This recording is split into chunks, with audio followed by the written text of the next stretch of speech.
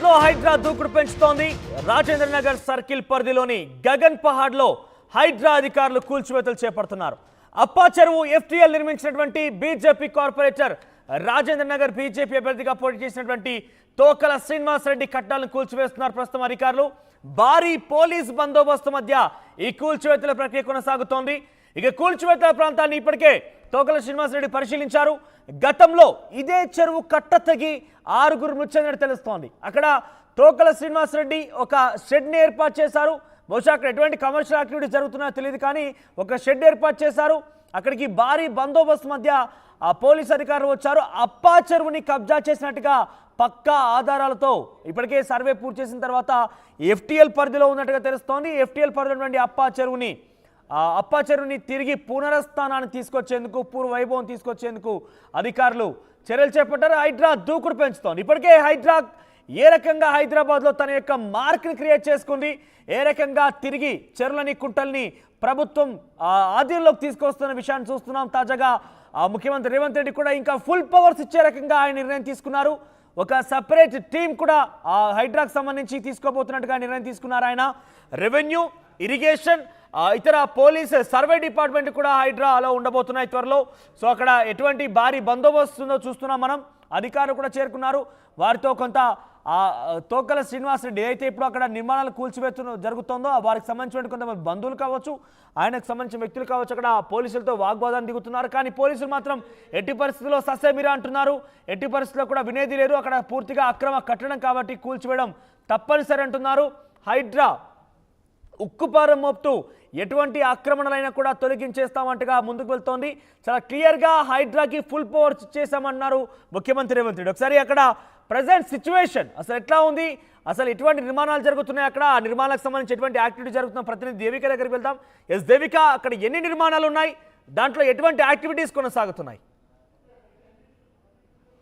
Yes Manoj, ప్రస్తుతం ఇప్పుడు చూసుకుంటే ఏదైతే చెరువు ఉందో ఆ చెరువుకి ఇటువైపు కనుక చూసుకుంటే మొత్తం దాదాపుగా అన్ని కూడా ఫ్యాక్టరీలే కనిపిస్తున్న పరిస్థితి కనిపిస్తుంది. దాదాపు ఒక గల్లీలోనే దాదాపుగా 10 నుంచి 15 ఈ ఫ్యాక్టరీలకు సంబంధించి, అంటే ఒకవైపు చూసుకుంటే బిందెల ఫ్యాక్టరీ, ఇంకోవైపు ప్లాస్టిక్ సామాన్ల ఫ్యాక్టరీ, ఇవన్నీ కూడా ఫ్యాక్టరీలు ఉన్న పరిస్థితి కనిపిస్తుంది. అయితే ప్రస్తుతం ఇక్కడ మనం చూసుకోవచ్చు, ఇందాక ముందు వరకు కూడా ఈ చెరువుకి ఆని ఉన్న కేవలం 4 గోడల్ని మాత్రమే ధ్వంసం చేయడం జరిగింది. ఇప్పుడు మాత్రం ఏదైతే ప్లాస్టిక్ కంపెనీ ఏదైతే ప్లాస్టిక్ డబ్బాలు మ్యానుఫ్యాక్చరింగ్ చేస్తారో ఆ కంపెనీని మొత్తం కూడా ఇప్పుడు కూలుస్తున్న పరిస్థితి మనకు కనిపిస్తూ ఉంది. దాదాపుగా ఈ చెరువు 32 ఎకరాలుగా ఉండేది, అలాంటిది ఇప్పుడు కేవలం 14 ఎకరాలే ఉంది. అంటే దాదాపుగా సగానికి సగం, అంటే 18 ఎకరాలకి పైగా అయితే మొత్తం కూడా ఈ అక్రమదారులు ఎవరైతే ఉన్నారో వీళ్ళందరూ కూడా కబ్జా చేసి ఇక్కడ కట్టుకున్న పరిస్థితి ఏర్పడుతుంది. ఇందులో బీజేపీ కార్పొరేటర్ కూడా ఉండడం అనేది ప్రతి ఒక్కరిని కూడా ఆశ్చర్యపరుస్తుందనే చెప్పాలి. ఇంకోవైపు చూసుకుంటే ఏవైతే ఫ్యాక్టరీలు ఉన్నాయో వాటికి సంబంధించి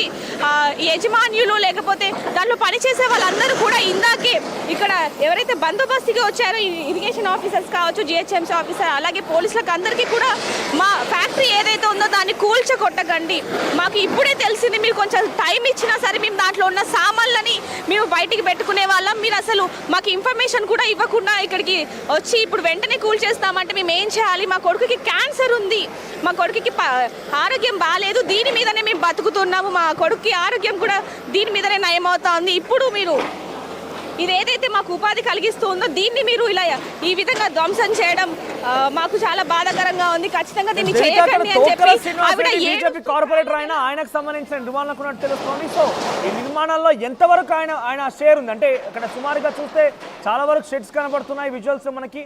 సో ఆ షెడ్స్లో ఎన్ని షెడ్స్ ఆయనకు సంబంధించి ఉన్నాయి, ఆయన ఫ్యాక్టరీలు ఎన్ని ఉన్నాయి ఇందులో? దాదాపుగా ఎస్ మనోజ్, ఇప్పుడు ప్రస్తుతానికి ఇక్కడ ఏవైతే ఉన్నాయో దాంట్లో సగానికి సగం మొత్తం షెడ్లు కూడా ఆయనవే అన్న విధంగా తెలుస్తుంది. ఇందాక మనం వెళ్ళి మాట్లాడినప్పటికీ కూడా నేను ఇప్పుడు ఎవరితో కూడా మాట్లాడను అని చెప్పి ఇక్కడ నుంచి వెళ్ళిపోయిన పరిస్థితి కూడా కనిపిస్తా ఉంది. అయితే ప్రస్తుతానికి ఆయన మీడియా ముందుకు రావడానికి కూడా ఆలోచిస్తున్న పరిస్థితి ఏర్పడిందని చెప్పాలి. ప్రస్తుతానికి ఆయన ఇప్పుడు ఏమి చేయలేని పరిస్థితి అని చెప్పొచ్చు.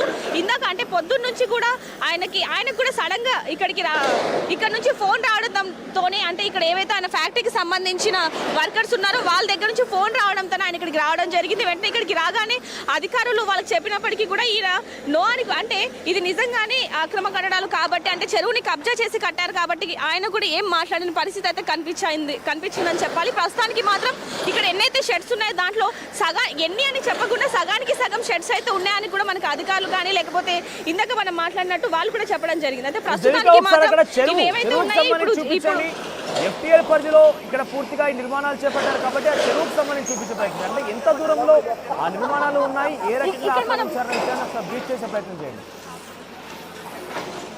ఎస్ మనోజ్, ఇక్కడ మనం చూసుకుంటే ఇక్కడ నుంచి అసలు చెరువు కనిపించని పరిస్థితి ఏర్పడింది మనోజ్. ఇక్కడ చూసుకోవచ్చు అసలు ఇక్కడ నుంచి కూడా చెరువు ఉందా లేదా అనే క్వశ్చన్ మార్క్ కూడా మనకు కనిపిస్తుంది. అసలు ఒకవైపు చూసుకుంటే చెరువు అంతా కూడా ఈ నీటితో అంటే చెరువు అంటే నీటితో నిండిపోయి ఉంటుంది. ఇక్కడ మాత్రం మొత్తం కూడా చెరువు అంతా కూడా పిచ్చి పిచ్చి మొక్కలతో రాళ్లతో రప్పలతో మొత్తం కూడా నిండిపోయిన పరిస్థితి ఏర్పడింది. అయితే దాదాపుగా ఈ చెరువు ఒకప్పుడు మొత్తం కూడా కలకలలాడేది, ఇప్పుడు మాత్రం ఇలా ఎండిపోయి ఉన్న పరిస్థితి. అయితే ప్రస్తుతానికి ఇప్పుడు వర్షాకాలం అవ్వడంతో అయితే ఇంకోటి ఏంటంటే మనోజ్, ఇక్కడ వీళ్ళు చెప్తున్నది 2020లో బాగా అంటే అతి భారీగా కురిసిన వర్షానికి ఈ చెరువు మొత్తం నిండిపోయింది. అదేవిధంగా ఈ చెరువు చుట్టుపక్కల ఏదైతే ఉందో ఇందాక మనం రోడ్లు కూడా చూపించడం జరిగింది. మనం ఒకవేళ ఆ రోడ్లు కూడా మీరు చూసినట్టయితే ఇప్పుడు ఈ విధంగా ఉందంటే భారీ వర్షానికి ఈ ప్రాంతం మొత్తం ఏ విధంగా ఉంటుందనే ప్రశ్న ప్రతి ఒక్కరిలో కూడా ఉందనే చెప్పాలి. అయితే 2020లో మాత్రం చాలా మంది ఈ వర్షానికి బలైపోయి చనిపోయిన పరిస్థితి ఏర్పడింది. ఎన్నో దారుణ యాక్సిడెంట్ ఇక్కడ చూసుకుంటే మనోజ్, ఒకవైపు